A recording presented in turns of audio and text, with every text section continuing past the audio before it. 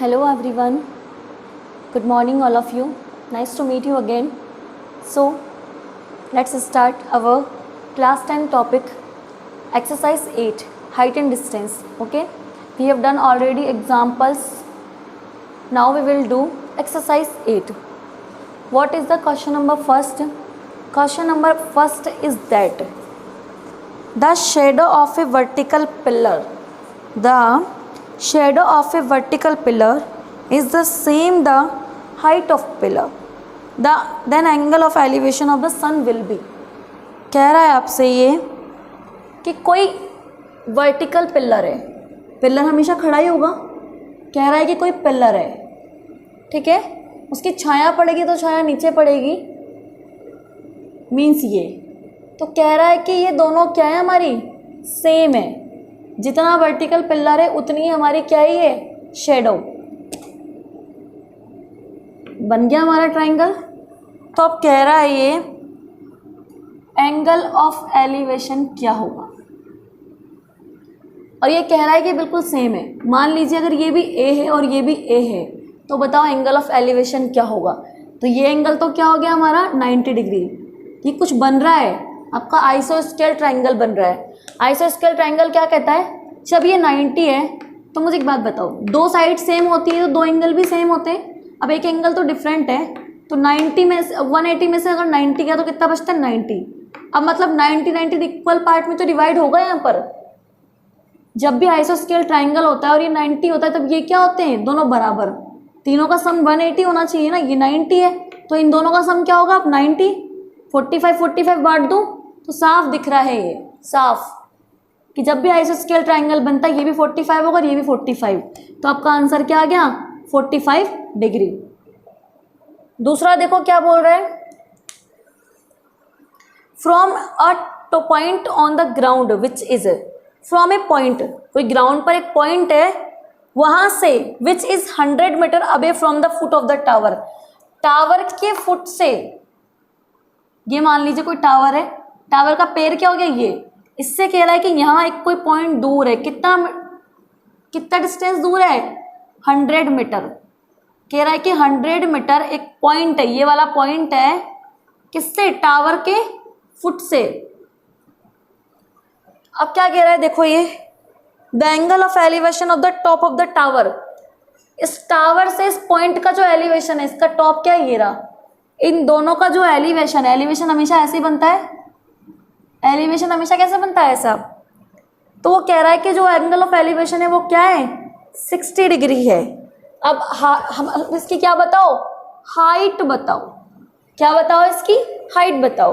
और हमें वैसे ही पता है हमें तीन ही चीज चाहिए होती है, हाइट दे रखी हो, बेस दे रखा हो, एंगल दे रखा हो, इन तीनों में से दो दे रखा है तो हम तीसरी निकाल सकते हैं। अब देखो क्या निकलेगा इसका, आपको इजीली आता है, कौन सा फॉर्मूला लगाएंगे आप, वही tan वाला, tan theta is equal to perpendicular upon base, tan theta क्या दे रखा 60, tan 60 is equal to height upon 100। मैं डायरेक्ट लिख रही हूँ, मैं आप पूरे फॉर्मूले से नहीं लिख रही हूँ, इसे आप पूरे तरीके से बाद में आप खुद लिखेंगे, h अपॉन 100, राइट। tan 60 क्या होता है आपका √3 is equal to h upon 100, तो आंसर क्या आ जाएगा आपका इसका, h is equal to √3 multiply 100, या फिर आप ऐसे भी लिख सकते हो 100√3, this is the correct way of writing. तो क्या आ गया इसका आंसर 100√3। सो क्वेश्चन नंबर 3 आप क्या करेंगे, बोला हुआ है इसमें 50 metre long ladder touches the top of the vertical wall.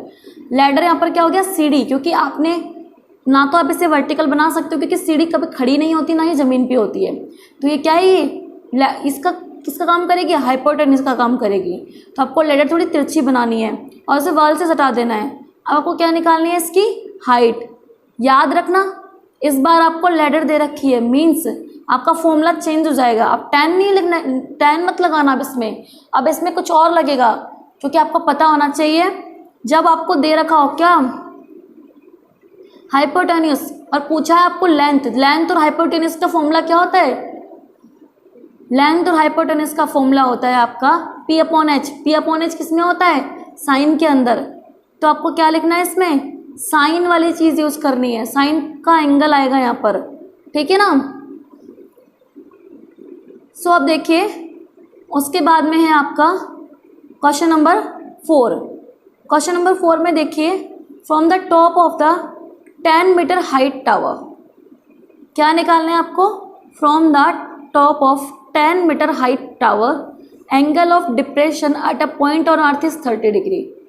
From the top of 10 metre height, कोई 10 मीटर ऊंचा एक टावर है, उसके टॉप से angle of depression at a point on the earth, क्या दे रखा है? Angle of depression at a point on the earth is 30 degree. Okay, distance of the point from base of the tower is, क्या कह रहा है ध्यान से देखो। कह रहा है कि कोई टावर है, ठीक है, क्या कह रहा है? कोई टावर है, यहाँ मान लो कोई इसका टॉप है, क्योंकि अब हमारा क्या बनेगा? ये एंगल ऑफ डिप्रेशन बनेगा। तो top of the 10 metre height, इसकी हाइट कितनी है? 10 मीटर। ये सारे क्या है आपके ऑब्जेक्टिव। टावर की हाइट कितनी है? 10 मीटर। अब ये बोल रहा है from the top of 10 metre height tower, ठीक है, angle of depression at a point on earth is 30 degree.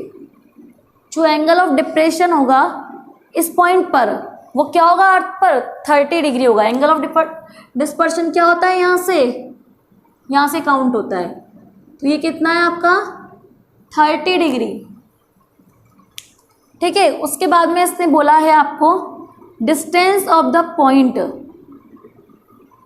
Depression किससे था? इस पॉइंट से डिप्रेशन हो रहा था top of the tower to the point. आप इस लाइन को थोड़ा सा ये बनाइए, क्योंकि 30 दिख ही नहीं रहा है, वो 30 थोड़ा छोटा होगा, ठीक है। तो ये रहा 30 आपका। तो ये कह रहा है कि इस पॉइंट से इस टावर का बेस क्या हो गया? ये रहा। तो इस टावर के बेस से इस टावर के पॉइंट की डिस्टेंस बतानी है आपको। कहने का मतलब आपको ये फाइंड आउट करनी है। समझ में आया क्वेश्चन क्या बोला इसने? क्वेश्चन बोला है कि कोई टावर का टॉप है जिस पर किसी पॉइंट का डिप्रेशन एंगल, कौन सा डिप्रेशन एंगल इसी तरीके से बनता है 30 डिग्री है, और वो कह रहा है कि इस पॉइंट से टावर के बेस की आपको क्या बतानी है? लेंथ बतानी है। तो आप देखिए, आपको हाइट दे रखी है, एंगल दे रखा है, आपको क्या दे रखा है? ये। अब एक बात बताओ, ये क्या बन रहा है? लीनियर पेयर वाले एंगल बन रहे हैं, Z बन रहा है ना ये। तो ये वाला एंगल भी क्या हो जाएगा? 30 डिग्री। क्या हो जाएगा? ये एंगल भी आपका 30 डिग्री कहलाएगा। तो अब तो निकाल सकते हैं आप। अब आपके पास क्या है? H दे रखा है, क्या फाइंड आउट करना है? बेस, एंगल दे रखा है, तो आप इसको भी सॉल्व कर सकते हैं। उसके बाद में आपका 5th question, a bridge about the river के ऊपर ब्रिज है, make an angle of the 45 degree with the bank of the river. जो ब्रिज है ऊपर से एंगल 45 डिग्री बना रहा है with the bank of river, नदी के किनारे से। If length of the bridge above the river is 150 metre, the breadth of the river is. Same बात बोली है इसने। क्या? अभी जो हमने 4th क्वेश्चन किया बिल्कुल सेम, कि आपका ब्रिज है वो एंगल ऑफ एलिवेशन डिप्रेशन कर रहा है कहाँ से? 45 का, नदी के किनारे से। मतलब ब्रिज हो गया ये ब्रिज, तो एंगल ऑफ डिप्रेशन क्या हो जाएगा इसका? 45। ये किससे? नदी के किनारे से। कोई एक किनारा है, नदी का किनारा ये वाला। अब कह रहा है ये रही नदी आपकी, तो इस नदी के किनारे से इसकी जो हाइट है ब्रिज की, वो हाइट दे रखी है आपको, और आपको बोला है कि नदी की ब्रेड्थ बताओ, मतलब बेस बताना है। आई थिंक आप समझ गए होंगे कि मैं क्या कहना चाह रही हूँ, तो आप इसको भी निकाल लेंगे। तो इस तरीके से आपको क्या करना है बेटा, आज आपका इतना सा होमवर्क है, आपको 1 to 5 क्वेश्चन होमवर्क कॉपी में करने। आज मैंने आपको सॉल्व नहीं कराया जानबूझकर, मैंने सिर्फ इनकी हिंट दिए, डायग्राम बताएं, ताकि आप ये क्वेश्चन खुद से करें और बाकी कैलकुलेशन आप खुद से निकालें। ओके, बाकी 6 to 10 हम नेक्स्ट वीडियो में पढ़ेंगे। So wait for my next video.